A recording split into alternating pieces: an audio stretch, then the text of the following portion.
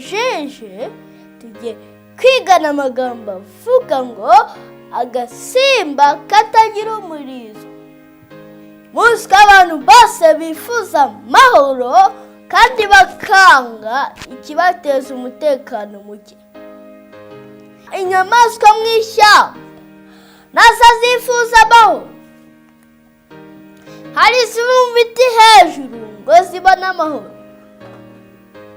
hari n'izindi ziba mu myobo no mu bihuru ngo zibone amahoro, hari n'izindi zigira amahembe ngo zibe zirwanaho n'iziterwa. Njya kubabwira agasimba gatangaje kitwa impereryi. Ntabwo ari kanini nk'inzovu, nikagira amahembe nk'imbogo, gakabe kirwanaho nigaterwa.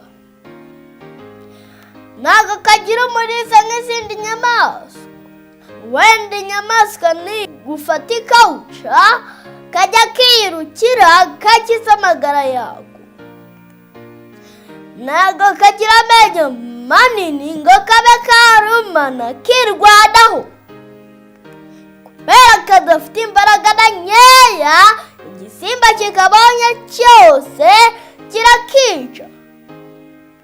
Hari igitangaje rero, kugira ngo karame n'abana bako kibera mu rutare aho abagome batagera.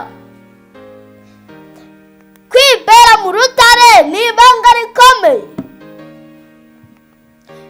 Imigani igice cya 30 umurongo wa 26 haravuga ngo impereryi ni ubwaka butagira imbaraga ariko ziyubakira amazu mu bitare.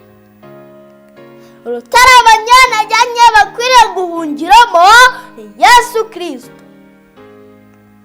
Abarushye mwese, abashonje mwese, abarwayi mwese, muze twibere mu rutare adukize. Yesu igice cya 26 umurongo wa 4 haravuga ngo mujye mwiringira umwami iminsi yose, kuko umwami Yehova nyine ari we rutare ruhoraho iteka ryose. Mbese ushaka kuba muri urwo rutare? Shyira ikiganza hejuru maze dusenge.